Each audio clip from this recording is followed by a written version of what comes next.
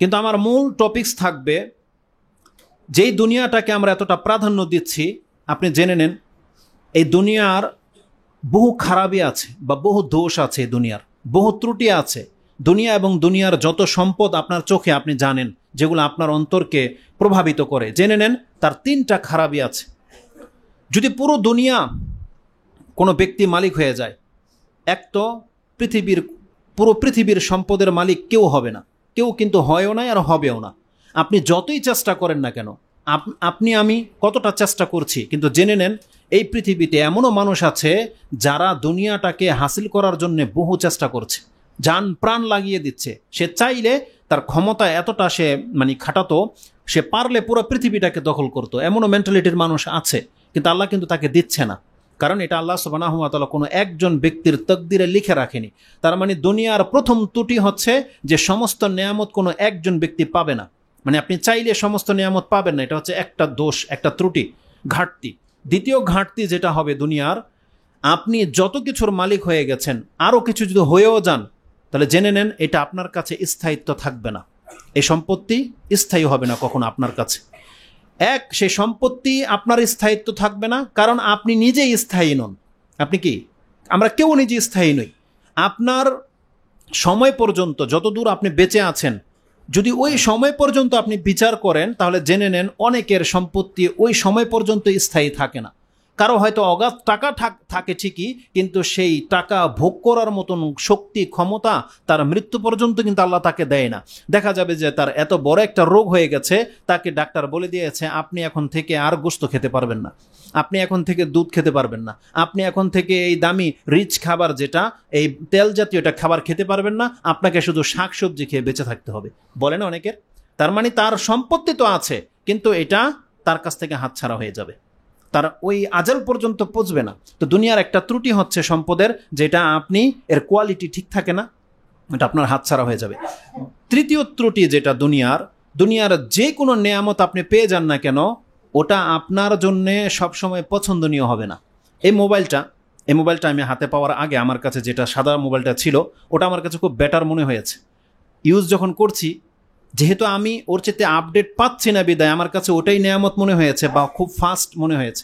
এটা যখন হাতে পেলাম, এখন দেখি ওটার চলে না, এটা দিয়ে যে কাজ করি, কারণ ওটা তো 1 GB র্যাম, এটাতে 4 GB র্যাম, তাহলে অবশ্যই এটা বেশি আপডেট। যখন আবার 8 GB র্যাম আমি পেয়ে যাব, তখন দেখা যাবে এটা আমার কাছে হ্যাঁ মনে হবে, ওটা আমার কাছে প্রাধান্য পাবে।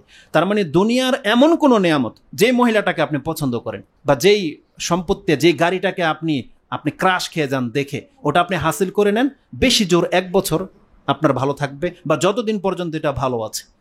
আমি মাঝে মাঝে এরকম করতাম বা দেখতাম, নতুন জুতো যদি আপনি দামি কোনো নতুন জুতা কিনেন, দামি জুতা, আপনি দেখবেন ওটাতে একটা যদি দাগ লেগে যায় না, আপনার মনে হয় দাগটা এখানে লাগবে, সাথে সাথে মোছার চেষ্টা করেন। যদি কোনো বাচ্চা পোলাপান পাড়া দিয়ে দেয়, তখন বোঝা যায় আপনার মেন্টালিটির কি অবস্থা। কিন্তু সেই জুতাই দেখেন কয়েক মাস পরে আপনার খাটের নিচে কোথায় পড়ে আছে আপনার খবরও নেই। তার দুনিয়ার সমস্ত সম্পত্তির এটা একটা ত্রুটি, সেটা কি, তার কোয়ালিটি বরাবর থাকে না, ঠিক থাকে না। আপনি একটা সম্পদ বা গাছের একটা কাঁঠালি ধরে নেন, খুব মিষ্টি একটা কাঁঠাল পেয়েছেন, যে আপনি চাচ্ছেন যে এটা আমি অল্প অল্প করে 1 সপ্তাহ খাবো, পারবেন? এটা কারো দরকার সম্ভব না। আজকে ভাঙবেন এটা, আজকে সারাদিন হয়তো আপনি তৃপ্তি ভরে খেতে পারবেন, আপনি চাইলে সেটা কাল পর্যন্ত নিয়ে যেতে পারেন না। ওই ক্ষমতাই দেয়নি আল্লাহ সুবহানাহু ওয়া তাআলা দুনিয়ার সম্পত্তির। আপনার ফ্রিজার আছে, আপনি চাইলে গত কুরবানির গোশত এই কুরবানি পর্যন্ত আনতে তো পারবেন, কিন্তু আল্লাহ সুবহানাহু ওয়া তাআলা বলছেন এর কোয়ালিটি ঠিক থাকবে না, এটার স্বাদ নষ্ট হয়ে যাবে। এটা হচ্ছে দুনিয়া। তো দুনিয়ার মোটামুটি যতগুলো খারাপি আছে, আমি আজকে আপনাকে দেখাবো এই দুনিয়ার সম্পত্তির মধ্যে 3টা খারাপি আছে। যখন এটা আপনি ভাববেন, আশা করি ইনশাআল্লাহুল আজিজ আপনার অন্তর কিছুটা হলেও দুনিয়া থেকে ফিরবে এবং পরকালমুখী আপনি হবেন। তো প্রথম কথা হচ্ছে যে, পরকালের প্রতি অন্তরকে ঝুঁকানোর জন্য সর্বপ্রথম যেটা লাগবে সেটা হচ্ছে ঈমান, বিশ্বাস। আমরা একটা খুতবা দিয়েছিলাম, গত খুতবাটা এই বিষয়েই, যে আমরা তো জানি যে পরকাল সত্য, এটা আমরা তো বিশ্বাস তো করি, কিন্তু আমি অন্তরে প্রবেশ করানোর জন্য একটা যুক্তি পেশ করেছিলাম যে এই দুনিয়াটা দেখেই আমাদেরকে পরকাল একিনে নিয়ে আসতে হবে যে পরকাল সত্য। এই লাইট যদি বন্ধ হয়ে যায়, এটা অন্ধকার হয়ে যাবে, এটাই সত্য, তাহলে আলো দেখে আমাকে অন্ধকারের সম্পর্কে জ্ঞান হাসিল করতে হবে। আর যখন আমি অন্ধকারে থাকব, তখন আলোর আলোর যে একটা আলো যে আছে, যে আলো আসলে এই অন্ধকারটা দূর হয়ে যাবে, ওর প্রতি আমার যেমন ঈমান আছে, এই দুনিয়ার পরেও পরকাল আসতে যাচ্ছে, আমরা সেই পরকালের প্রতি ঈমান আনবো। এই যুক্তিটা পেশ করেছিলাম। তাতে বেশ কিছু দলিলও পেশ করেছি যে দুনিয়া শেষ হবে, পরকাল আসার পথে। এর জন্যে কোরআন এবং হাদিসে বহু কথা আছে। পরকালে যদি কোনো ব্যক্তি অবিশ্বাসী হয়, তাহলে আল্লাহ সুবহানাহু ওয়া তাআলা তাকে কি বলেছে? সে সুদূর বিভ্রান্তিতে আছে, মানে গুমরাহির একেবারে শেষ প্রান্তে আছে। এই আয়াত আমরা বলেছিলাম, যেটা আপনি সূরা নিসা 4 নম্বর সূরার 136 নম্বর আয়াতে পাবেন, যেখানে আল্লাহ সুবহানাহু ওয়া তাআলা বলেছে, ওমাই ইয়াকফুরু বিল্লাহি ওয়া মালাইকাতিহি ওয়া কুতুবিহি ওয়া রুসুলিহি ওয়াল ইয়াউমিল আখির ফাকাদ দাল্লা দালালাম বাঈদা। যেই ব্যক্তি আল্লাহকে অস্বীকার করবে, ফেরেশতাদেরকে অস্বীকার করবে, আল্লাহর কিতাবকে অস্বীকার করবে, কোনো রাসূলকে অস্বীকার করবে, আল্লাহর কোনো আসমানি কিতাবকে অস্বীকার করবে এবং পরকালকে অস্বীকার করবে, ফাকাদ দাল্লা দালালাম বাঈদা। তার মানে এই পাঁচটার কোনো একটাকে যদি কেউ অস্বীকার করে, তাহলেই সে সুদূর গুমরাহের মধ্যে আছে, এটা বলেছিলাম। এবং এই পরকাল সম্পর্কে যত হাদিসগুলো আছে, কোরআনের আয়াতগুলো আছে, তার মধ্যে আবু সাঈদ খুদরি রাদিয়াল্লাহু তাআলা আনহু তিনি উল্লেখ করেছেন, তার কাছ থেকে কোট করেছেন, মুসনাদে আহমদে হাদিসটা রয়েছে 6806 নম্বর হাদিস, এটা 6806। এবং ওই হাদিসটা আপনি মুসলিমে পেয়ে যাবেন। ইমাম মুসলিম তার কিতাবুল ইমারাতের মধ্যে এনেছেন, যেটা 34 নম্বর পর্বের 10 নম্বর পরিচ্ছদে আপনি পাবেন। হাদিস হচ্ছে 4670, হ্যাঁ, 4670 নম্বর হাদিস। তাতে রাসূলুল্লাহ সাল্লাল্লাহু আলাইহি ওয়াসাল্লাম থেকে কোট করা হয় যে ক্বালা রাসূলুল্লাহ সাল্লাল্লাহু আলাইহি ওয়াসাল্লাম, মান আহাব্বা আইয়ুজাহজাহা আনিন নারি ওয়া ইয়াদখুলাল জান্নাহ ফালতুদরিকুহু মানিয়াতুহু ওয়া হুয়া ইউমিনু বিল্লাহি ওয়াল ইয়াউমিল আখির ওয়া ইয়াতি ইলান নাসি মা ইউহিব্বু আইয়ুতা ইলাই। এটা ছিল ফার্স্ট টু লাস্ট হাদিসের। আর মুসলিমে আরো লম্বা রয়েছে। এই হাদিসে রাসূল সাল্লাম কি বলেছেন? যেই ব্যক্তি এটা পছন্দ করে যে তাকে পরকালে বিনা শাস্তিতে তাকে জান্নাত দিয়ে দেখ, যে এটা পছন্দ করে, আল্লাহ বলছেন, রাসূল সাল্লাম বলছেন, যে এটা পছন্দ করে যে আল্লাহ আমাকে বিনা শাস্তিতে কোনো আযাব না দিয়ে আমাকে জান্নাত দিয়ে দেখ, রাসূল সাল্লাম বলছেন মরার আগ পর্যন্ত তার অন্তরে আল্লাহ এবং পরকালের প্রতি বিশ্বাস থাকতে হবে। তার মানে তার সাথে মৃত্যু এমনভাবে সাক্ষাৎ করুক যখন সে আল্লাহ এবং পরকালে বিশ্বাসী। যার অন্তরের অবস্থাটা এই, রাসূল সাল্লাম বলছেন এই ব্যক্তি আল্লাহ সুবহানাহু ওয়া তাআলার কাছে এমনভাবে আসবে যে আল্লাহ তাকে বিনা শাস্তিতে জান্নাত দিয়ে দেবে। আর তাকে কি করতে হবে? দুনিয়াতে তার ভাই বা অপর ব্যক্তির সাথে, মুসলিমের সাথে বা অন্য মানুষের সাথে ওই আচরণ করতে হবে যেমনটা সে নিজের জন্য পছন্দ করে। যেমন সে নিজের জন্য পছন্দ করে আমাকে কেউ তুচ্ছ-তাচ্ছিল্য না ভাবুক, আমার উপরে কেউ রাগান্বিত না হোক, আমাকে কেউ গালি না দিক, আমাকে কেউ থাপ্পড় না দিক, আমাকে কেউ আঘাত না করুক, আমার সম্পত্তি কেউ হজব না করুক, আমার উপরে কেউ জুলুম না করুক। এই জিনিসগুলো যে নিজের জন্য পছন্দ করে, তার মানে আপনি আপনার ভাইয়ের জন্য এই জিনিসগুলো পছন্দ করতে হবে। তার মানে আপনি কাউকে গুমরাহ করতে পারবেন না, আপনি কারো উপরে জুলুম করতে পারবেন না, কারো অর্থ সম্পত্তি আপনি নষ্ট করতে পারবেন না, তা কাউকে আপনি আঘাত করতে পারেন না, কাউকে আপনি গালি দিতে পারেন না, কাউকে আপনি মন্দ বলতে পারেন না। এবং আপনি যেই মানের খাদ্য পছন্দ করবেন, আপনিও আপনার ভাইয়ের জন্য ঠিক সেই মানের খাদ্যটাই পছন্দ করবেন। আপনি যেই স্থানটা পছন্দ করবেন, আপনার ভাইয়ের জন্য ওই স্থানটাই পছন্দ করবেন। আপনি যেমন যানবাহন পছন্দ করেন, আপনার ভাইয়ের জন্য তাই। মানে এভরিথিং, এক কথায় আপনি নিজে যেমন সম্মানিত হতে চান, আপনার ভাইকেও আপনি অতটাই সম্মানিত করতে হবে। এগুলো হচ্ছে বিনা শাস্তিতে নাজাত পাওয়ার উপায়। যদি কেউ এটা করে দেখাতে পারে, রাসূল সাল্লাল্লাহু বলছেন তার মানে সেই ব্যক্তিকে আল্লাহ সুবহানাহু ওয়া তাআলা বিনা শাস্তিতে জান্নাত দিয়ে দেবে। আল্লাহ যেন আমাদেরকে তাদের মতন হওয়ার তৌফিক দান করেন, আমিন। তো এইভাবে পরকাল সম্পর্কে কিন্তু বহু কথা আছে।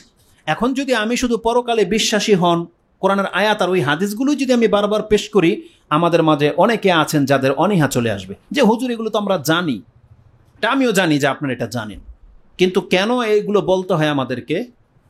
দেখেন, আমরা জানি ঠিকই, কিন্তু তারপরও জেনে শুনে আমাদের অন্তর গাফেল হয়ে আছে। আমরা কেনা জানি জান্নাত জাহান্নাম সত্য, কেনা জানি আল্লাহর কাছে আমাদেরকে দাঁড়াতে হবে, আর আমাদেরকে এই পৃথিবীতে পাঠানো হয়েছে ইবাদত করার জন্য, খেলতামশা করার জন্য নয়। এই কথাটা কে না জানি, কিন্তু তারপরও কেন আমরা ইবাদত থেকে মুখ ফিরিয়ে আছি, খেলতামশায় কেন লিপ্ত আছি? কারণ আমরা গাফেল হয়ে আছি, জেনে শুনে গাফেল। মক্কার মুশরিকরা তারা পরকালে বিশ্বাসী ছিল না। তারা বলতো ইন হিয়া ইল্লা হায়াতুনা দুনিয়া নামুতু ওয়া নাহইয়া ওয়া মা নাহনু বিমাবউসিন। এটাই আমাদের জীবন, এটাই একমাত্র জীবন, এখানে আমরা মরে যাব, হাড়হাড্ডি গলে যাবে, আর আমাদের কোনো জীবন টিবন নাই, অতএব এই দুনিয়াতে যতটুকু সময় পেয়েছি এখানে আমোদ ফুর্তি করে যাও। তারা কেন করতো আমোদ ফুর্তি? কারণ তাদের পরকালের জবাবদিহিতার কোনো ঈমান ছিল না, বিশ্বাস ছিল না, এই জন্য তারা পরকাল থেকে গাফেল। আর আমরা ওই একই আচরণ করছি। কি? ওরা না বিশ্বাস করে গাফেল, আর আমরা বিশ্বাস করেও গাফেল। উচিত কি ছিল? একটা ব্যক্তি যখন বিশ্বাসী হবে তার বিশ্বাস অনুযায়ী তাকে কাজ করতে হবে না? কিন্তু আমাদের বিশ্বাস কেন আমাদের কর্ম করাতে পারছে না? আমাদের বিশ্বাস কেন কাফেরদের মতো আমাদেরকে থামিয়ে রেখেছে? পরকালমুখী হওয়া থেকে, পরকালের দিকে যাওয়া থেকে আমাদেরকে কেন দুনিয়া টেনে ধরেছে? কেন? তার মানে আমাদের বিশ্বাসে ত্রুটি রয়েছে, আমাদের বিশ্বাসে ত্রুটি রয়েছে। আর আপনি যদি বলেন যে না আমার একিন আছে, তার মানে তাহলে আপনি গাফেল হয়ে গেছেন, যে পরকাল সম্পর্কে আপনি উদাসীন। আসুন আমি আপনাকে দেখাই যে আল্লাহ সুবহানাহু ওয়া তাআলা আমাদেরকে কি বলেছে, যে কেন আমরা পরকালমুখী হতে পারছি না। জেনে নেন, আমাদের প্রত্যেকের গাফিলতি হচ্ছে একমাত্র কারণ যা আমাদেরকে পরকালমুখী করছে না, বা আমাদের বিশ্বাস অনুযায়ী আমাদেরকে কর্ম করতে দিচ্ছে না। এটা শুধু আমাদের অন্তর গাফিল হয়ে যাওয়ার কারণে। আল্লাহ বলছেন যে তোমাদের ইমানের মধ্যে ঘাটতি শুধুমাত্র তোমাদের অনীহা, তোমাদের অমনোযোগীর কারণে। কোরআনে আল্লাহ সুবহানাহু ওয়া তাআলা এই গাফিলতি সম্পর্কে এত কথা বলেছে। দেখেন একটা আয়াত নিলেন আপনি, আল্লাহ সুবহানাহু ওয়া তাআলা সূরা আম্বিয়া 21 নম্বর সূরা শুরুই করেছেন এই আয়াত দিয়ে, বিসমিল্লাহির রহমানির রহিম। আল্লাহ বলছেন ইকতারাবা লিন-নাসি হিসাবুহুম ওয়া হুম ফি গাফলাতিন মুরিদুন। ইকতারাবা লিন-নাসি হিসাবুহুম, আল্লাহ বলছেন মানুষের হিসাব নিকাশের সময় একেবারে নিকটে চলে এসেছে। ওহুম ফি গাফলাতিন মুরিদুন, অথচ তারা গাফিল হয়ে সেই দিন থেকে মুখ ফিরিয়ে আছে।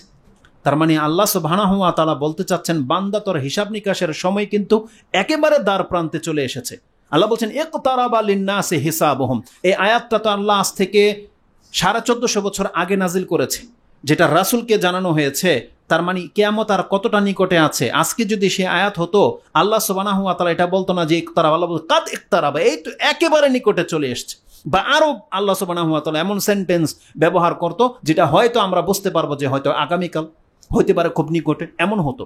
1450 বছর পার হয়ে গেছে, এই আয়াত এই কোরআনে রয়ে গেছে। আল্লাহ বলছেন ইকতারাবা লিন-নাসি হিসাবুহুম ওয়া হুম ফি গাফলা, তারা গাফিলতিতে আছে।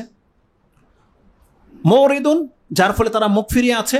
মা ইয়াতিম মিন যিকরিম মির রাব্বিহিম মুহদাসিন ইল্লা ইসতামাউ ওয়া হুম ইয়ালআবুন। আল্লাহ সুবহানাহু ওয়া তাআলা বলছেন যখনই তার রবের পক্ষ থেকে কোনো আদেশ তাদের কাছে আসে, কোনো উপদেশ আসে নতুন করে, তখন তারা কি করে?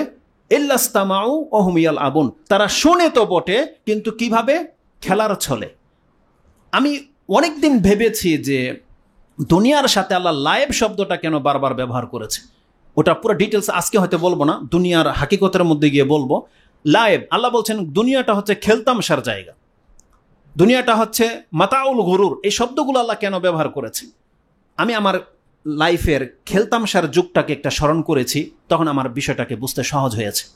আল্লাহ যে বলেছে মা ইয়াতিহিম মিন যিকরিম মির রাব্বিহিম মুহদাসিন, আল্লাহর পক্ষ থেকে যখনই তাদের কাছে কোনো নতুন উপদেশ আসে, ইল্লাস্তামাউ ওয়া হুম ইয়ালআবুন, তারা শুনে তো বটে কিন্তু খেলতামশার ছলে। এই কথাটা আল্লাহ সুবহানাহু ওয়া তাআলা বলেছে নতুন কোনো উপদেশ আসলে। এখন তো আমাদের কাছে নতুন উপদেশ আসবে না, বরং নতুন করে যখন আপনাদেরকে এই কথাগুলো শোনানো হয় মসজিদ থেকে, মেম্বর থেকে, তখন আপনি ঠিক ওই খেলতামশার ছলে কথাগুলো শোনেন, খেলতামশার ছলে। সুবহানাল্লাহ। কেন আল্লাহ সুবহানাহু ওয়া তাআলা এটা বলেছে? আমার একটা লাইফ কেটেছে এরকম, যেটা আমরা ছোট থেকে ইসলামিক ওই কাঠামোটা পাইনি। আমাকে যখন বাজারে পাঠাতো তখন ভিডিও গেমসের যুগ ছিল, ওই যে বক্সের মতো একটা টিভির মধ্যে গেমস খেলতো, টাকা দিয়ে 2 টাকা করে গেমস বা কিছু। ওটার প্রতি একটা চস্কা আমার হয়ে গিয়েছিল, বা একটা মন ঝুঁকে গিয়েছিল। বাসা থেকে প্রায় 1.5 কিলোমিটার হবে, সেখানে যেতে হতো বাজার করতে। তো আমার দাদি যে টাকা দিয়ে বাজার করতে পাঠাতো, তার মধ্যে থেকে 10-12 টাকা তো আমার পকেটে রেখে নিই আমি, যেহেতু গেমস খেলতে হবে। সুবহানাল্লাহ, 8টা বাজে হয়তো বাজারে গিয়েছি, ওই গেমসের তালে পরে, খেলতামশা পরে দেখা যাচ্ছে যে 11:30 বেজে গেছে। আমার খবরই নেই যে আমাকে বাজার করে বাসায় ফিরতে হবে। তারা অপেক্ষা করছে, গেলে পাক শাক হবে, মাছ করবে, তারপর আমাকে। আর সবচেয়ে বড় ব্যাপার হচ্ছে আমাকে যে জবাবদিহিতা করতে হবে যে 2 ঘন্টা তুই কোথায় ছিলি, এতক্ষণ কই ছিলি তুই। এই জবাবদিহিটা তখন আমাদের মাথায় কাজ করে না। কিন্তু প্রত্যেকের লাইফে এমনটাই হয়। খেলতামশায় যখন মানুষ লিপ্ত হয়, ও এত বেশি ঝুঁকে যায়, তখন ওকে কি কাজের জন্য পাঠানো হয়েছে ওইটা ভুলে যায়। আনাস রাদিয়াল্লাহু তাআলা আনহুকে রাসূলুল্লাহ সাল্লাল্লাহু আলাইহি ওয়াসাল্লাম একদিন পাঠিয়েছে কোনো কাজে। আনাস রাদিয়াল্লাহু তাআলা আনহু ছোট 10 বছর বা 7-8 বছরের ছেলে, খেলতামশায় লিপ্ত হয়ে গেছে। রাসূল সাল্লাল্লাহু আলাইহি ওয়াসাল্লাম পেছন দিক থেকে এসে তার এই জায়গাটাতে হাত দিয়ে বলছে, ইয়া উনাইস বা এর ভাষায় বলেছে, তোমাকে একটা কাজ করতে বলেছিলাম। সুবহানাল্লাহ। আর রাসূল তাকে কিছু বলেনি, কিন্তু সে বলছে, ইয়া রাসূলুল্লাহ এক্ষুনি আমি যাচ্ছি। ভুলে গেছে। তার মানে মানুষ যখন খেলতামশায় লিপ্ত হয় সে ভুলে যায় যে তাকে কি কমান্ড করা হয়েছে। সে যে কোনো ব্যক্তি হোক, একটা রাষ্ট্রের নায়ক যদি খেলতামশার মধ্যে লিপ্ত হয়ে যায় সে তার দায়িত্ব ভুলে যাবে যে তাকে কত কি করণীয় রয়েছে। যখন আমাদের দেশের প্রধানমন্ত্রী স্টেডিয়ামে বসে খেলা দেখে, এই খেলতামশাওয়ালা লোক কোনোদিন দায়িত্বশীল হতে পারে না। যে কেউ হোক, খেলতামশার সাথে যারা জড়াবে তারা কোনোদিন তাদের দায়িত্ব পুরো করতে পারবে না, সে যেই লেভেলের লোক হোক না কেন। খেলতামশা এত মারাত্মক একটা জিনিস, যার কারণে আল্লাহ সুবহানাহু ওয়া তাআলা বারবারই বলেছে, দেখো দুনিয়াটা কিন্তু খেলতামশার জিনিস। তার মানে মানুষ যখন খেলতামশায় ব্যস্ত হয়ে যায়, ওর অন্তর গাফিল হয়ে যায় ওর দায়িত্ব কর্ম থেকে। পরকাল এমন একটা সেন্সিটিভ জায়গা যেখানে আমাদের নেয়ামত এবং আমাদের শাস্তি দুটাই আছে, কিন্তু আমাদের খেলতামশা আমাদেরকে ভুলিয়ে দিয়েছে যে আমাদের হাকিকতটা কি, মরার পর আমাদের কি হবে। আল্লাহ বলছেন, ইল্লাস্তামাউ ওয়া হুম ইয়ালআবুন, তারা যেন খেলতামশায় ব্যস্ত রয়েছে।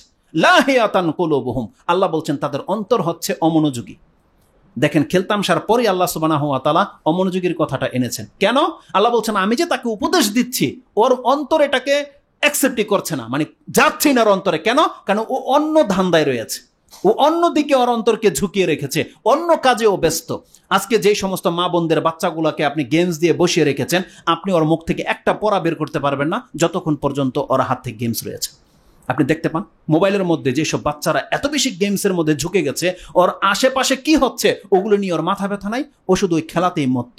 আল্লাহ বলছেন আমাদেরকে, দুনিয়াতে খেলতামশার মধ্যে ঝুঁকে গেলে মানুষ যেমন তার অন্তর মরে যায়, আর কিছু খবর থাকে না। আল্লাহ বলছেন মানুষ যখন দুনিয়া নিয়ে এত বেশি পেরেশান হয়ে যায়, দুনিয়াবি এরকম ঝুঁকে যায়, তখন তার অন্তর মরে যায়, তখন তার উপদেশের কোনো কথার স্মরণ থাকে না। আল্লাহ বলছেন লাহিয়াতান কুলুবুহুম, তার অন্তর হচ্ছে অমনোযোগী। তাহলে আমাদের অন্তর গাফলতির হওয়ার পেছনে এটা সবচেয়ে বড় একটা কারণ, যে আমাদের অন্তরে রয়েছে অমনোযোগী। কেন আমাদের অন্তর অমনোযোগী? পরকাল থেকে, জান্নাত জাহান্নাম থেকে কেন অমনোযোগী জানেন? যখনই পরকালের কোনো নেয়ামতের কথা আপনাদেরকে বলানো হয়, জান্নাতের কথা, হুর উমুক তুমুক বলা হয়, আমরা এটাকে কি মনে করি? দূরের কথা, বহু দূরে দূরে। আর কি মনে হয়? এটা বাকি, বহু দূরের মনে হয় এবং বাকি, ওটা তো বাকি। কিন্তু যখনই আমরা একতরফা সবকিছু দেখি, যে আমরা যে ভুলে গেছি যে পরকালে শুধু নেয়ামত জান্নাতের হুরই নাই, আল্লাহ সুবহানাহু ওয়া তাআলা জাহান্নামের আগুনের কথাও কিন্তু আপনাকে জানিয়েছে। আপনি জান্নাতকে ইগনোর করছেন, কিন্তু আপনার বাঁচার কোনো পথ আছে জান্নাত ছাড়া? আরেকটা স্থান তো জাহান্নাম, ওটাকেও তো আপনাকে স্মরণ করতে হবে। ওটা থেকে কিভাবে বাঁচবেন? যদিও দূরে, যদিও আপনার কাছে মনে হচ্ছে যে বাকি, কিন্তু আপনার জীবনে হবে তো হবে, কারণ আপনার তো বিশ্বাস আছে যে পরকাল রয়েছে। কোরআনে ঠিক আল্লাহ সুবহানাহু ওয়া তাআলা এই কথাটাই বলেছে। আল্লাহ কি বলেছে কোরআনে? ফাসবির সাবরান জামিলা। আল্লাহ সুবহানাহু ওয়া তাআলা রাসূলকে বলেছেন, আপনি আপনার কমান্ডের উপরে আপনাকে যা আদেশ নিষেধ করা হয়েছে, দেখেন আপনি ধৈর্য ধারণ করেন কিছুদিন। ফাসবির সাবরান জামিলা, এবং উত্তমভাবে ধৈর্য ধারণ করেন। সুবহানাল্লাহ, রাসূলকে নিজের চোখে জান্নাত জাহান্নাম দেখানোর পরেও আল্লাহ এই কথা বলেছে যে আপনি ধৈর্য ধারণ করেন, টিকে থাকেন। তার মানে দুনিয়ার ফিতনা, দুনিয়ার চাহিদা বা এই ফিতনাগুলো এত মারাত্মক, নিজের চোখে জান্নাত জাহান্নাম দেখে আসার পরেও আল্লাহ তাকে তালকিন করেছে, ফাসবির সাবরান জামিলা, পরকালের জন্য আপনি উত্তম ধৈর্য ধারণ করেন।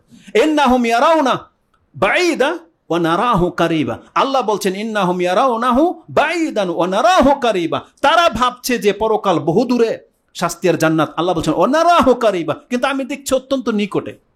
তার মানে আমাদেরকে আল্লাহ সুবহানাহু ওয়া তাআলার মতো করে দেখতে হবে, কারণ আল্লাহ হচ্ছেন স্রষ্টা। এতটা নিকটে জান্নাত জাহান্নাম। রাসূল কি বলেছে? আল জান্নাতু আকরাবা ইলা আহাদিকুম মিন শিরাকি নালিহি ওয়ান নারু মিসলা যালিক। রাসূল সাল্লাল্লাহু আলাইহি ওয়াসাল্লাম বলছেন জান্নাত তোমার জুতার ফিতার চাইতেও নিকটে এবং জাহান্নামও তদ্রূপ। তার মানে জান্নাত জাহান্নাম আমাদের একসাথে ঘোরে, জাস্ট রুহটা বেরিয়ে গেলেই শুরু হয়ে যাবে পরকালের রেজাল্ট। এতটা নিকটে, কিন্তু আমরা সেটাকে দূরে ভাবছি। তওবার যেই আলোচনা রয়েছে আমার, ওটা আবার ইনশাল্লাহ আপনাদের মসজিদে হয়নি এখন পর্যন্ত, সেটা রিপিট করবো, আপনাদেরকে আমি দেখাবো যে একজন ব্যক্তি ফাঁসির রায় হয়ে আছে, আগামী মাসের অমুক তারিখে তার ফাঁসি হবে, মৃত্যু হবে। আপনি জানতে পারেন যে সেই ব্যক্তি যখন এটা জেনে যায় তার অবস্থাটা কি হয়? দুনিয়ার সমস্ত স্বাদ আল্লাহ সে ভুলে যায়। এই এক মাস সে তার নিজের জীবনকে এমনভাবে পরিবর্তন করে, সবার কাছ থেকে ক্ষমা চেয়ে নেয়, দেনাপানা থাকলে দিয়ে দেয়, দাড়ি রেখে নেয়, নামাজে লিপ্ত হয়ে যায়, ঠিক আছে? এইভাবে সে নিজের জীবনটাকে পরিবর্তন করে নেয়। কেন? কারণ তাকে জানানো হয়েছে আগামী এক মাস পর সে মরে যাবে। জানেন ওই ব্যক্তির চাইতে ডেঞ্জার পয়েন্টে আমি আর আপনি আছি। জানেন তার হাতে তো 1 মাস সময় আছে, কিন্তু আমার আপনার সাথে 1 সেকেন্ডেরও সময় নেই। 1 সেকেন্ডেরও সময় নেই, যখন তখন আপনার আমার মৃত্যু চলে আসতে পারে।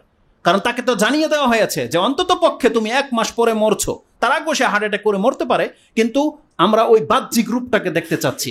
1 মাস পরে তার মৃত্যু হবে এটা জানানোর জন্য জানিয়েছে, সে সমস্ত হারাম থেকে মুক্ত হয়ে গেছে, দাড়ি রেখে নিয়েছে, সালাত আদায় করছে, আর আমাদেরকে বলেছে বান্দা তোর যখন তখন মৃত্যু আসতে পারে, যখন তখন। কিন্তু দেখেন আমাদের কোনো পরিবর্তন নাই। কেন? কারণ ওই খবরটাকে ওই জেলে কয়েদি ব্যক্তি যেইভাবে অন্তর থেকে বিশ্বাস করে নিয়েছে না, আমরা ওইভাবে বিশ্বাস করতে পারিনি। যার ফলে না আমাদের এই স্বাধীনতা, যার ফলেই তো আমাদের এই এত আমোদ প্রমোদ, তাই না? আল্লাহ সুবহানাহু ওয়া তাআলা বলছেন ইন্নাহুম ইয়ারাউনাহু বাঈদান, তারা এটাকে দূরে দেখতে পাচ্ছে, ওয়া নারাহু কারীবা, আমি দেখতে পাচ্ছি সেটা খুব একেবারে নিকটে চলে এসেছে। তা আল্লাহ সুবহানাহু ওয়া তাআলা বলছেন এটা দূরে নয়, খুব নিকটে রয়েছে। কোরআনে আল্লাহ সুবহানাহু ওয়া তাআলা বলছেন বান্দা সেখানে শুধু নিয়ামতই নেই, বরং ভয়ের জায়গাও আছে। তুমি ভয় করো, তুমি ভয় করো সেই জায়গাটাকে। আল্লাহ সুবহানাহু ওয়া তাআলা বলছেন, সুবহানাল্লাহ, এক ভাই আমার কাছে এসেছিল একটা প্রশ্ন নিয়ে, যে তিনি স্বপ্নে দেখেছেন যে আমি স্বপ্নে দেখেছি এরকম যে আমি জান্নাতি হয়ে গেছি, কিন্তু আমার বাপ মা জাহান্নামে যাওয়ার কারণে আমি আল্লাহর কাছে বলছি, আল্লাহ তুমি আমাকে জাহান্নামে ফেলে দাও আর আমার বাপ মাকে জান্নাত দিয়ে দাও। আমি তাকে কিছু অ্যান্সার তো করেছি, কিন্তু এই আয়াতটা তখন আমার মাথায় ছিল না যে আজকে ইনশাআল্লাহ যে সে জানতে পারবে। সুবহানাল্লাহ, কোরআনে আল্লাহ সুবহানাহু ওয়া তাআলা কোনো কিছুকে বলতে বাদ রাখেনি। আমাদের মাঝে অনেক মেন্টালিটির লোক আছে যে আমি চাই যে আল্লাহ আমাকে শাস্তি থেকে আমার বাপ মাকে মাফ করে দিক। এমন সন্তান তো কম আছে, কিন্তু এমন বাপ মা পৃথিবীতে বহু আছে যে চাইবে আল্লাহ তুমি আমাকে শাস্তি দাও, আমার সন্তানকে মাফ করে দাও। আছেন এরকম পৃথিবীতে?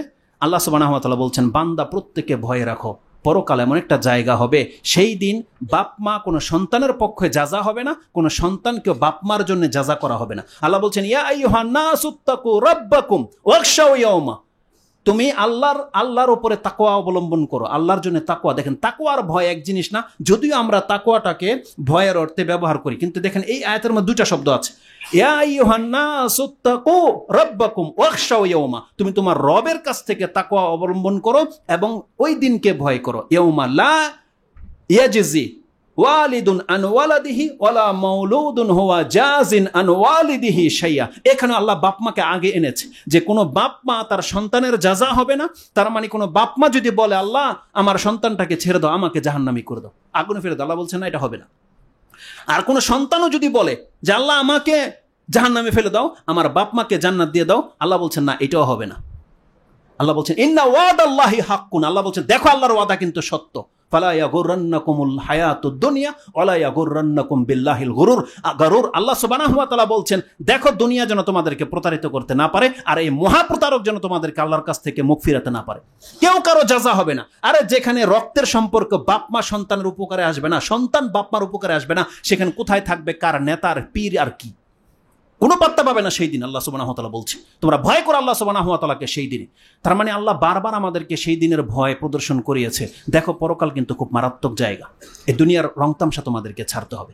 উপরন্তু আল্লাহ সুবহানাহু ওয়া তাআলা এই আয়াতটা রয়েছে সূরা লোকমান 31 নম্বর সূরার 33 নম্বর আয়াতে। 34টা আয়াত আছে, তাতে সবার শেষের আয়াতের আগের আয়াতটি এটা। আল্লাহ সুবহানাহু ওয়া তাআলা বলছেন তারা খেলতামশায় লিপ্ত হয়ে গেছে। আল্লাহ সুবহানাহু ওয়া তাআলা বলছেন অপর আয়াতে যে আপনি তাদেরকে ভয় প্রদর্শন করুন এমন একটা অবস্থায় পতিত হওয়ার আগে। আল্লাহ সুবহানাহু ওয়া তাআলা সেই দিনটাকে হাসরা বলেছে।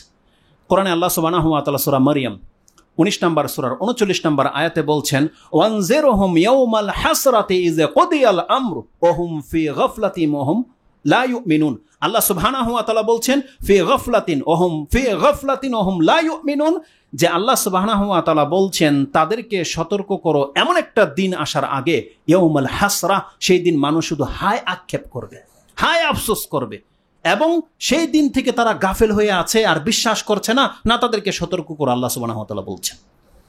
হাসরা বলেছে।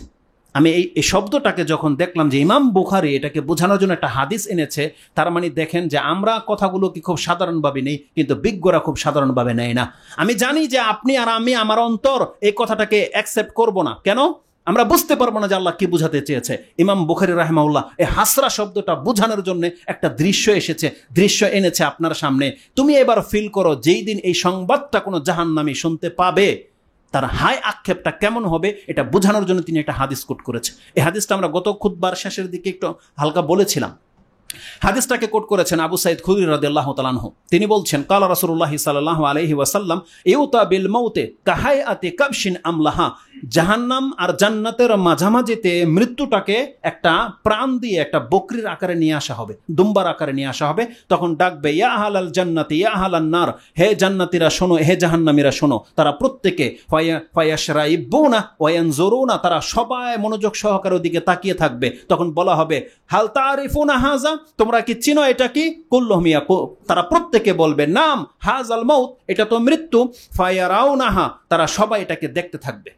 ফায়ুজবাহু রাসূল সাল্লাল্লাহু আলাইহি ওয়াসাল্লাম বলছেন সেটাকে জবাহ করে দেওয়া হবে, এই মৃত্যুটাকে মেরে দেওয়া হবে।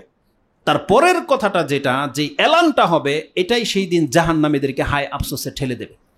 এতক্ষণ তাদেরকে যখন ডাকা হয়েছিল, এতদিন জাহান্নামে জ্বলছে, তারা আশা নিয়ে তাকাবে, ভাববে যে হয়তো আমাদেরকে হয়তো নাজাতের কোনো একটা ঘোষণা হয়ে গেছে আল্লাহর পক্ষ থেকে। কারণ ইহুদিরা এটাই বলতো, তারা বলতো যে আমরা জাহান্নামে যদি যাই সামান্য কিছু সময়ের জন্য যাব, এটা বলতো।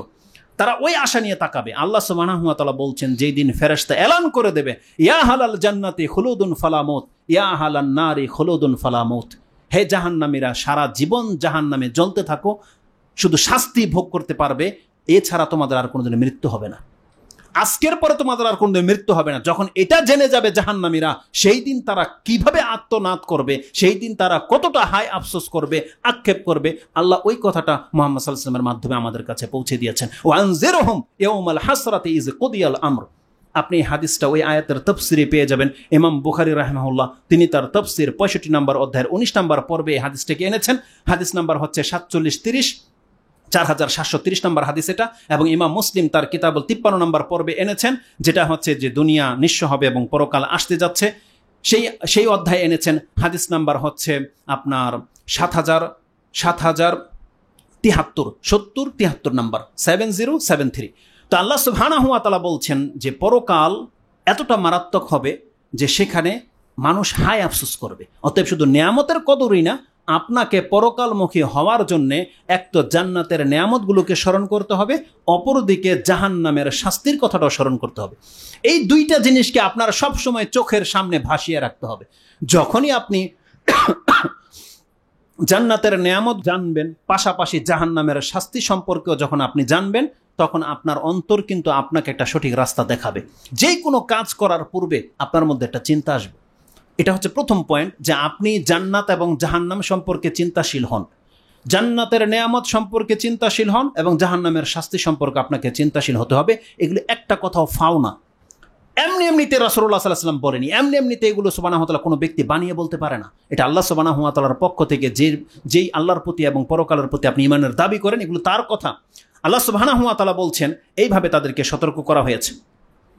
দ্বিতীয় পয়েন্ট যেটা আমাদের থাকবে, আপনি যদি আপনার অন্তরটাকে দুনিয়া থেকে মুক্ত করতে চান, পরকালমুখী করতে চান, পরকালের দিকে ঝুঁকাতে চান, এই দুনিয়ার ফিতনা থেকে যদি বাঁচতে চান, এই কথাটা আমি শেষে বলতাম, এখনো বলে দেই, সময় যেহেতু আমাদেরকে অনেক সময় সাথ দেয় না। দুনিয়া থেকে বাঁচা মানে দুনিয়াকে মুখ ফিরানো নয়, এটা আমি জেনে নেন। এটা একটা ইনশাল্লাহ শুধু এটাই প্রমাণ করবে একটা খুতবায়। আমাদের বক্তব্য হচ্ছে আপনি পরকালমুখী হন, তার মানে এই না যে আপনাকে বলিনি যে আপনার 5 তলা বিল্ডিং বিক্রি করে দিয়ে আপনি ছাবরা নিয়ে থাকেন, এটা বলা হয় না, অর্থ এটা নয়।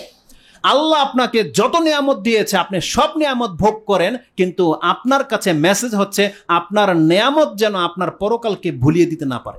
এটা হচ্ছে বিষয়। আপনি যে কোনো হালাতে থাকেন, আল্লাহ সুবহানাহু ওয়া তাআলা পৃথিবীতে বহু নবীকে বাদশাহিত্ব দিয়ে দিয়েছে, কিন্তু ওই বাদশাহিত্য পাওয়ার পরেও তারা ভোগবিলাসী ছিল না। আজকে আমরা কয়েক টাকার মালিক হয়ে যতটা ভোগবিলাসিতা হয়ে গেছি না, বাদশাহ হয়েও তারা আম্বিয়াগণ ভোগবিলাসিতা ছিল না, তাদের ভোগবিলাসিতা ছিল না, যদি আল্লাহ তাদেরকে বাদশাহ বানিয়েছে। আমরা শুধু এটাই শুনি, সুলাইমান আলাইহিস সালাম বাদশাহ ছিল, দাউদ আলাইহিস সালাম বাদশাহ ছিল, ইয়াকুব আলাইহিস সালাম বাদশাহ ছিল, ইউসুফ আলাইহিস সালাম বাদশাহ ছিল, আমাদেরকে এগুলো বলা হয়। কিন্তু আপনারা আমার মতন কি ভোগবিলাসিতায় ছিল? তারা কি আমোদ প্রমোদে মেতে ছিল? মহিলাকে নিয়ে ড্যান্সিং করাতো, এগুলো করাইতো তারা?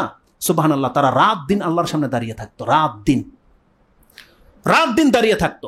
সুলাইমান আলাইহিস সালাম তার কিছু ঘোরার কারণে মাত্র একটা মুহূর্তে আল্লাহ সুবহানাহু ওয়া তাআলাকে স্মরণ হয় নাই, বিদায় সূর্য ডুবে গেছে। সে তাফসিরে কথাগুলো এসেছে, তার 100টা ঘোড়া প্রত্যেকটাকে সে জবাই করে দিয়েছে, যেই সম্পদের কারণে আমি আল্লাহর জিকির থেকে গাফিল হয়ে যাব, এই সম্পদই আমার লাগবে না। এমনটা মেন্টালিটি ছিল তাদের, এমনটা মেন্টালিটি। রাসূলুল্লাহ সাল্লাল্লাহু আলাইহি ওয়াসাল্লাম সবচেয়ে বড় বাদশা ছিল, তাকে বলা হয়েছিল যদি আপনি চান আমি উহুদ পাহাড়কে স্বর্ণ করে দিই। রাসূল সাল্লাল্লাহু বলছেন না, এটা আমি চাই না। যদি আমাকে উহুদ পাহাড় সমান স্বর্ণ করেও দেওয়া হতো আর আমি সেটা নিয়ে এক রাত্র ঘুমিয়ে থাকতাম, এটা কোনোদিন হতো না। রাসূল সাল্লাল্লাহু বলছেন আমি সাথে সাথে দান করে দিতাম। তাদেরকে বাদশাহিত্ব দেওয়া হয়েছিল, কিন্তু আজকে আমরা 10,000 টাকার মালিক, কিন্তু আমাদের আমোদ প্রমোদের নমুনা আপনি দেখতে পাবেন সেই যুগের বাদশাহ এতটা ভোগ করেনি আজকে আমরা যতটা ভোগ করি, শুধুমাত্র 1 লাখ টাকার মালিক হওয়ার কারণে। আপনি আপনার ছোট বাচ্চাটা 3 মাস হয়েছে, 4 মাসের মধ্যে আপনি মুখে তাকে কিছু এক্সট্রা খাবার দিবেন, আপনি মহিলা প্রশ্ন করেন যে এই দিনের অনুষ্ঠান আছে।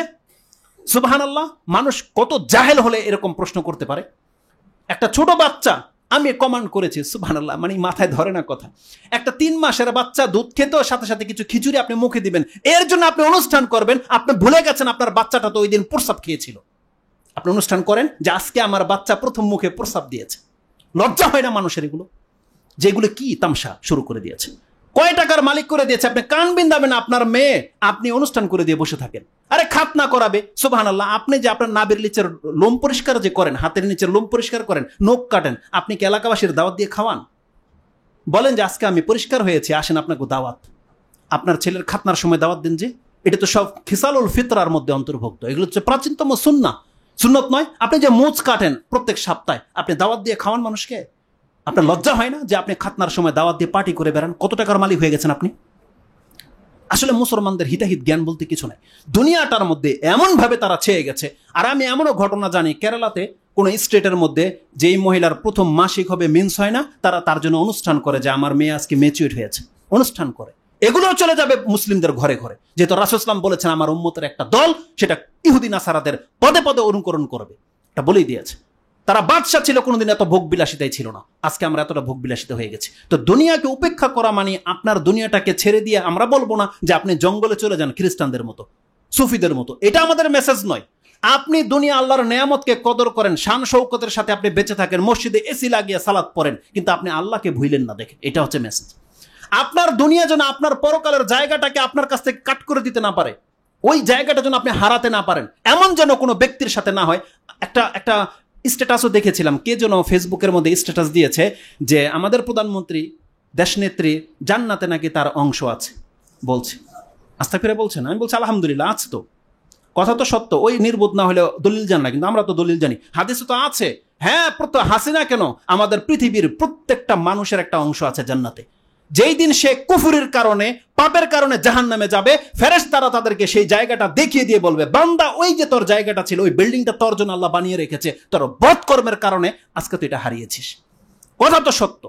প্রত্যেকটা মানুষের জন্য জান্নাতে অংশ আল্লাহ সুবহানাহু ওয়া তাআলা রেখে দিয়েছে, সেগুলো খালি পড়ে থাকবে, স্থলাভিষিক্ত করে দেবে জাহান্নামে তার কর্মের কারণে। আল্লাহ বলছে না, তুমি বান্দা কর্ম করে ঈমান ঠিক রেখে তোমার জান্নাতে তুমি আসো, এটা তোমার জন্য বরাদ্দ করে রাখা হয়েছে, এটা আল্লাহর পক্ষ থেকে বরাদ্দ করে রাখা হয়েছে।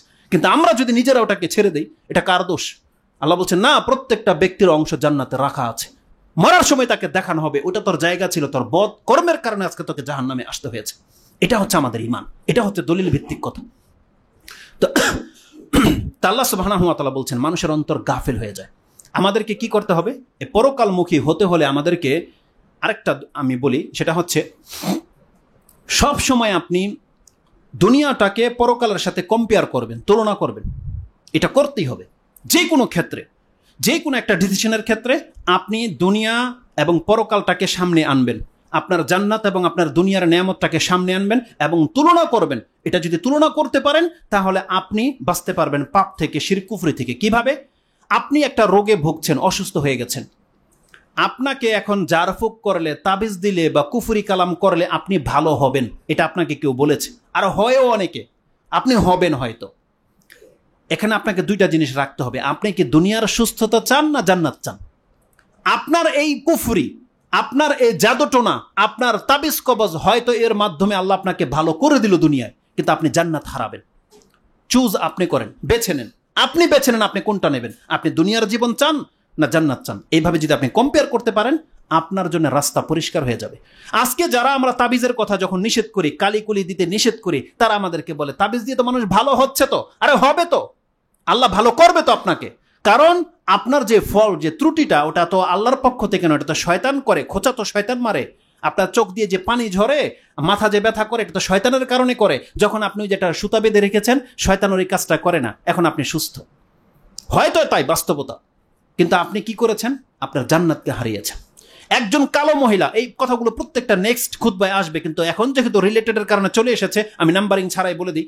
বুখারী মুসলিমের মধ্যে রয়েছে, আব্দুল ইবনে আব্বাস একটা কালো মহিলাকে দেখে বলছেন, তার তাবিকে বলছেন, আমি কি তোমাকে একটা জান্নাতি মহিলা দেখাবো? বলছে দেখো। বলছে ওই মহিলাটা, এই যে কালো লম্বা মহিলাটা, কি হয়েছিল? তার মৃগী ব্যারাম ছিল, কাপড় খুলে যেত।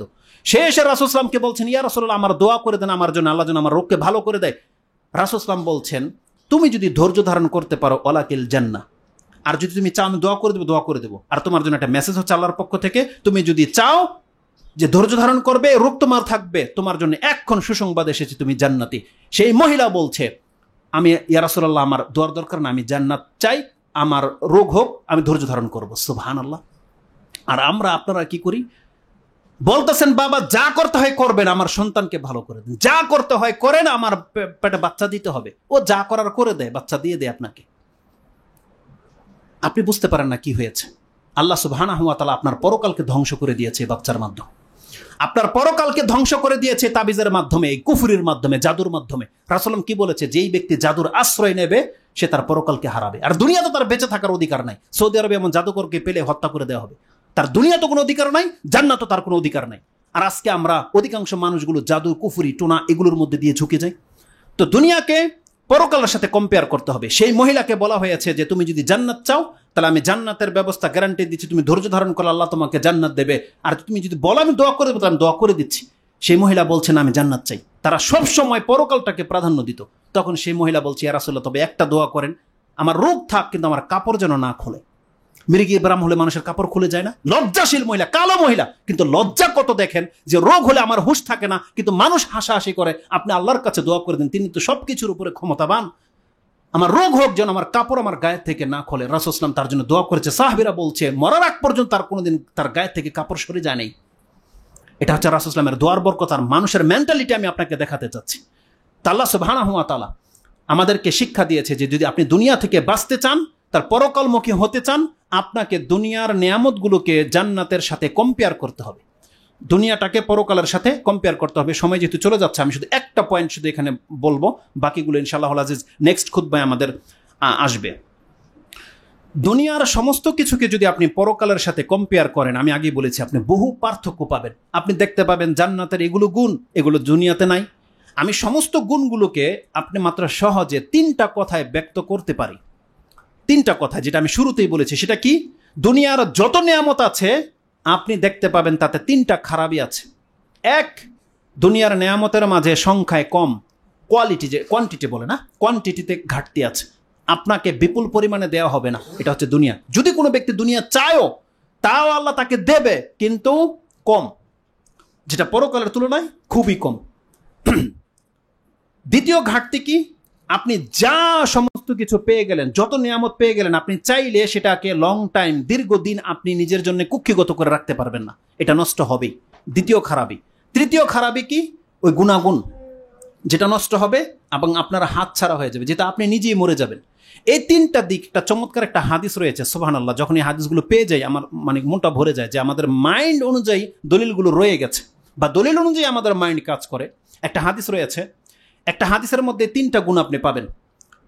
হাদিসটা বর্ণনা করেছেন আব্দুল্লাহ ইবনে মাসউদ রাদিয়াল্লাহু তাআলা আনহু। তিনি বলছেন, উম্মু হাবিবাতা যাওজান নবী সাল্লাল্লাহু আলাইহি ওয়াসাল্লাম, রাসূল সাল্লাল্লাহু আলাইহি ওয়াসাল্লামের এক স্ত্রী উম্মু হাবিবা, তিনি বলছেন একদিন, আল্লাহুম্মা মাত্তি'নি বিজাওজি রাসূলিল্লাহ সাল্লাল্লাহু আলাইহি ওয়াসাল্লাম ওয়া বি আবি সুফিয়ান ওয়া বি আখি মুআবিয়া। যারা এই নামগুলো জানেন তারা চিনবেন সেই মহিলাকে, উম্মুল মুমিনিন, আমাদের মা।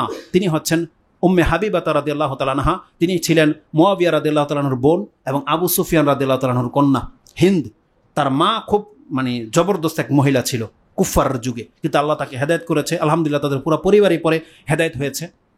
এই উম্মে হাবিবা রাদিয়াল্লাহু তাআলা আনহা, তিনি বুঝতে পেরেছিলেন যে তার ভাই অথবা তার বাবা সম্পদশালী হবে বা হয়ে তখনও ছিল তারা।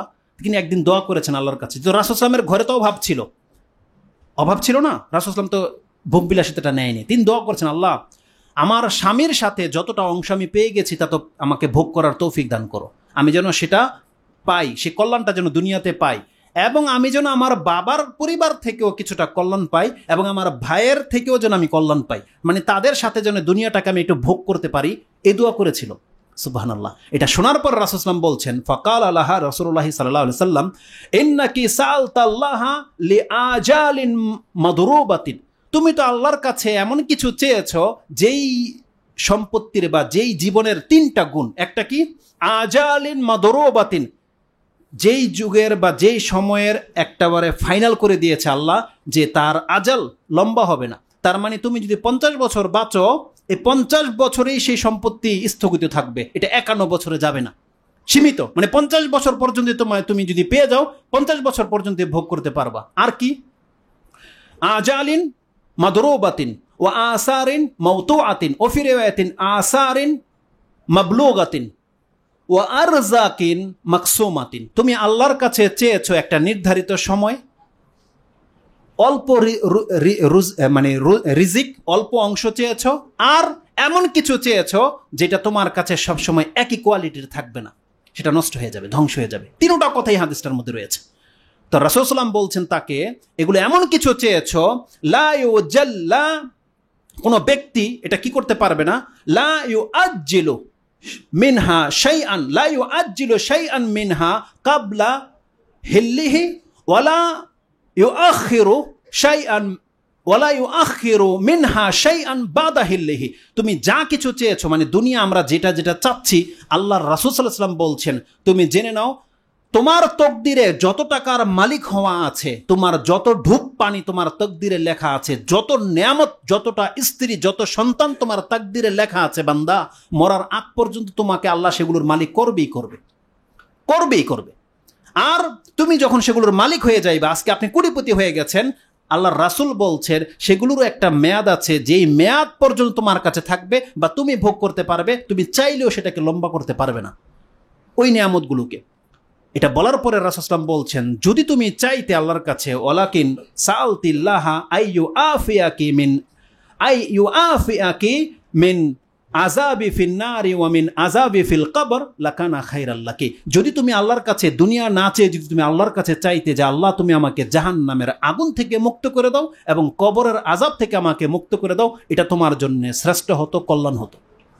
এটা রাসূল সাল্লাল্লাহু আলাইহি ওয়াসাল্লাম বলেছে যে তুমি যদি আল্লাহর কাছে জাহান্নামের আগুন থেকে এবং কবরের শাস্তি থেকে মুক্তি চাইতে, এটা তোমার জন্য বেটার ছিল। কারণ তুমি, তার মানে সাহাবিয়াতরা এমন ব্যক্তি, তারা তো অবশ্যই মুস্তাজাবুদ দাওয়া, আল্লাহ তাদের দোয়া কবুল করে। আল্লাহ যদি তোমার দোয়াতে কবুল করে নেয়, তার মানে তোমাকে যদি আংশিক দুনিয়া দিয়ে দেয়, তাহলে অংশ এই সামান্য কিছু তুমি এমনি পাবে। তো তোমার দোয়াটাকে দুনিয়ার ক্ষেত্রে কেন ব্যবহার করলে? তুমি যদি আল্লাহর কাছে দোয়া করতে, আল্লাহ কবরের আযাব থেকে আমাকে মাফ করে দাও, জাহান্নামের আগুন থেকে আমাকে মাফ করে দাও, আল্লাহ তোমাকে মুক্ত করে দিত। ওটা চাও, ওটা বেশি কল্যাণকর। এই হাদিসটি ইমাম মুসলিম তিনি তার ইমানের অধ্যায়, তিনি তার কিতাবুত তাকদির 47 নম্বর অধ্যায় এনেছেন। হাদিস নাম্বার হচ্ছে 3663। তা আমি আর আগে বাড়তে পারছি না, যেহেতু সময় খুব মানে এই হয়ে গেছে। 3টা গুণ আমাদের বাকি থেকে গেল, যে 3টা দিক নিয়ে আমি আলোচনা করব। যে দুনিয়ার 3টা খারাপই আছে। যে সম্পত্তি আপনি পেয়ে গেছেন খুব কম পেয়েছেন, আর যেই সম্পত্তি আপনি পেয়ে যাবেন সেগুলোকে আপনি স্থায়ী করে রাখতে পারবেন না, এবং আপনার নিজেরও স্থায়িত্বতা নেই। কিন্তু আল্লাহ সুবহানাহু ওয়া তাআলা বলছেন বাল তুসিরুনাল হায়াতাদ দুনিয়া, কিন্তু তারপরেও তোমরা দুনিয়াকেই বেশি প্রিফার করো, দুনিয়াকেই প্রাধান্য দিচ্ছ।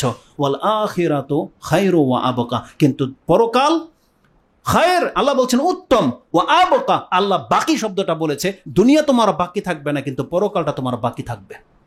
একটা হাদিস বলে দিয়ে আমি আজকে এই পর্বটাকে স্থগিত করে দেব। সেটা হচ্ছে এই, রাসূল সাল্লাল্লাহু আলাইহি ওয়াসাল্লাম বলছেন কোনো ব্যক্তি যদি দুনিয়ার সাথে তার পরকালের জীবনের সাথে দুনিয়ার জীবনটাকে বুঝতে চায়, তাহলে এছাড়া আর কিছুই নয়, সে কি করুক। মুস্তাওরিদান বানি আখি ফিহরিন তিনি বলছেন, সামিয়াতু রাসূল সাল্লাল্লাহু আলাইহি ওয়াসাল্লাম ইয়াকুল মা মাসালুদ দুনিয়া ওয়া ফি রিওয়ায়াতিন মা দুনিয়া ফিল আখিরা, দুনিয়ার উদাহরণটা হচ্ছে পরকালের সাথে। মা মাসালি দুনিয়া ফিল আখিরা, দুনিয়ার সাথে যদি আপনি পরকালের জীবনটাকে কম্পেয়ার করেন, ইল্লা মিসলু, এতটাই হবে। কতটা? আইয়াজআলু আহাদুকুম ইসবাআহু ফিল ইয়াম্মি ফালিয়ানজুর বিমা তারজিউ, কোনো একজন ব্যক্তি সমুদ্রে চলে যাক, সমুদ্রের কিনারায় আসুক, এসে তার আঙ্গুলগুলোর একটা আঙ্গুল সে সমুদ্রে ডুবিয়ে দেখ, সুম্মা ইয়ারজি সুম্মা ইয়ানজুর বিমা তারজিউ, সে দেখুক তার আঙ্গুল কতটা পানি এনেছে সমুদ্র থেকে। হাদিসের মধ্যে দুইটা শব্দ আছে, একটার মধ্যে রয়েছে সাব্বাবাতা, আরেকটার মধ্যে রয়েছে ইবহাম। যে কোন হাদিসে আছে যে সে তার ইবহামটাকে, বুড়ো আঙুলটাকে ডুবাক, কোন হাদিসে আছে তার সাব্বাবাটাকে ডুবাক। পার্থক্যটা কি? যে কোনো একটা হলেই হতো, কিন্তু দুইটাকে আমি কেন কোট করলাম? কারো কারো সম্পত্তি এত বেশি যেটার ফোঁটাটা হবে এই মোটা আঙুলটার মতো, তার মানে পানির ফোঁটাটা মোটা হবে। আর কারো কারো সম্পত্তি এতটা কম যে এটার মতো মোটা হবে, তাই না? দুই ধরনের ব্যক্তির এই সামিল। তার মানে পুরো পৃথিবী বুকবিলাসিতায় পেয়ে গেছে, অনেক নিয়ামত পেয়ে গেছে, তার অবস্থা হচ্ছে এই আঙ্গুলের পানির ফোঁটার মতো। আপনি সমুদ্রে রাখেন, গ্লাসে নয়, সমুদ্র বলছে রাসূলুল্লাহ সাল্লাল্লাহু আলাইহি ওয়াসাল্লাম। সমুদ্রে সে রাখুক, বের করে নিয়ে আসুক, এই আঙ্গুলের সাথে যতটা পানি উঠে আসবে বান্দা, এটা তোমার দুনিয়া, এটা তোমার দুনিয়ার যৌবন। যদি যৌবনের সাথে কম্পেয়ার করেন, তার মানে আমাদের প্রত্যেকের একটা যৌবন লাইফ কেটেছে, তাই না? যে যৌবনের কারণে আমরা পাপ করি, সেটা 15 থেকে নিয়ে আপনি 40 বছর পর্যন্ত ধরে নেন। রাসূল বলছে তোমার এই যৌবনটা হচ্ছে দুনিয়ার ওই সমুদ্র তুলনায় একটা পানির ফোঁটা। আর ওই যে সমুদ্র দেখতে পাচ্ছ, এটা তোমার পরকালের যৌবন, যেটা কোনোদিন হ্রাস পাবে না। বয়সের দিকে যদি কম্পেয়ার করেন, রাসূল সাল্লাল্লাহু আলাইহি ওয়াসাল্লাম বলছেন এই পানির ফোঁটাটা হচ্ছে তোমার বয়স বান্দা, আর এই সমুদ্র তুমি দেখতে পাচ্ছ, এটা তোমার পরকাল। যদি নিয়ামতের কথা আপনি স্মরণ করেন, তার মানে রাসূল সাল্লাল্লাহু আলাইহি ওয়াসাল্লাম বলছে তোমার সমস্ত নিয়ামত হচ্ছে এই পানির ফোঁটা, আর পুরো সমুদ্রের দিকে তাকাও বান্দা, এটা তোমার জান্নাতের নিয়ামত। প্রত্যেকটা বিষয় আপনি কি দুইটাকে যদি সামনে রাখতে পারেন, রাসূলুল্লাহ সাল্লাল্লাহু আলাইহি ওয়াসাল্লাম বলেছেন এছাড়া আর কিছুই নয়, যেটা পানির ফোঁটা মাত্র। এটা হচ্ছে দুনিয়া, আর পরকাল সামনে রয়েছে। আল্লাহ সুবহানাহু ওয়া তাআলা যেন আমাদেরকে বোঝার এবং সে অনুযায়ী আমল করার তৌফিক দান করে। এটা প্রথম পর্বে দিয়ে ছাড়া হবে ইনশাআল্লাহুল আজিজ। নেক্সট পর্বগুলো ইনশাআল্লাহ আমরা এখান থেকেই আগে বাড়বো। আল্লাহ যেন আমাদেরকে বোঝার এবং সে অনুযায়ী আমল করার তৌফিক দান করে। আল্লাহ যেন আমাদেরকে পরকালমুখী করে। আর দুনিয়ার ক্ষেত্রে আমরা আল্লাহর কাছে দোয়া করবো, রাব্বানা আতিনা ফিদ দুনিয়া হাসানাতাও ওয়া ফিল আখিরাতি হাসানাহ ওয়া কিনা আযাবান নার। আল্লাহ দুনিয়া যদি আমাদেরকে দাও, আল্লাহ উত্তম কিছু দাও এবং এমন কিছু দাও যেটা আমাদের পরকালকে ধ্বংস করতে না পারে। আল্লাহ তুমি আমাদেরকে দুনিয়াতেও ফিতনা থেকে মুক্ত করো এবং আমাদেরকে তুমি পরকালে মাহরুম করো না, এবং আমাদের জান্নাতের জন্য আমাদের পথকে সহজ করে দাও ইয়া রাব্বুল আলামিন। আকুলু লিকাউলি হাযা আস্তাগফিরুল্লাহ লি ওয়া লাকুম ওয়া লিসাইরিল মুসলিমিন ফাস্তাগফিরু ইন্নাহু হুয়াল গফুরুর রহিম।